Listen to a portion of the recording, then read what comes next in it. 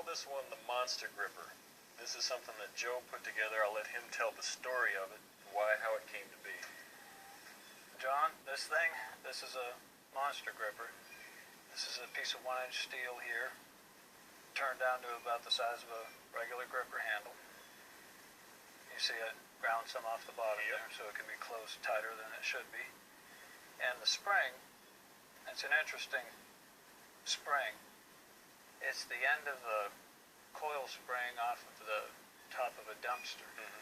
One of these dumpsters out behind the shop, the old style with the metal lid. They had a coil spring. This is 7/16 of an inch in diameter. A lot bigger than a number 4, I think. And the spring is tightly coiled for probably 10 inches. And then it has a leg on each end. One leg down the back of the dumpster and one onto the lid of the dumpster. Well, on the ends of those legs, it's bent back into a U shape. And that's what this is. I just sawed off the part that was shaped like a U, drilled a couple of holes in there, and stuck them handles on there with some Loctite. So now, we've got a Monster Gripper. I set it up in a jig made out of wooden V-blocks on a valve spring compression testing jig at an engine rebuilding shop, and squeezed it shut. It took about 675 pounds to get the handles to touch. The trick with this is, at my place, I drilled a hole in the doorway. It's an old shed, big solid wood frame. Drilled a 1-inch hole in the doorway about the height of my knuckles so I could bend over a little bit. And I would insert the big end of the gripper handle into that door frame like that. And put gloves on because this thing's rough. And I'd hold it here and push down as hard as I could, cheat it shut. And it took quite a while to get even where cheating it shut, where I could make the handles touch, because it's 675 pounds there. I don't weigh that much.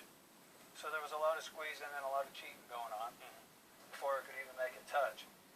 And eventually I got to the point where I could cheat it shut and remove this hand and slide it out and hold the thing in my hand and turn and confirm that it was closed. I was holding 675 shut in the same position, in the same handle position on this short handle as a number 4 gripper.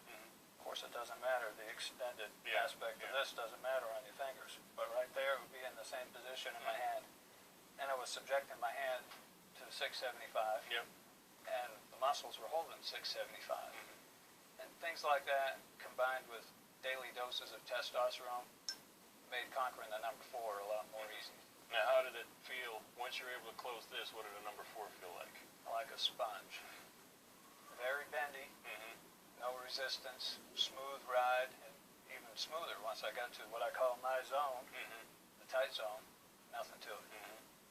I overtrained, just like people with little ankle weights.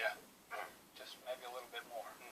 And you got to the point where you could not only hold it shut, you could pull it out of the wall and look at it just to make sure. Right. Both hands. Not bad. Thanks.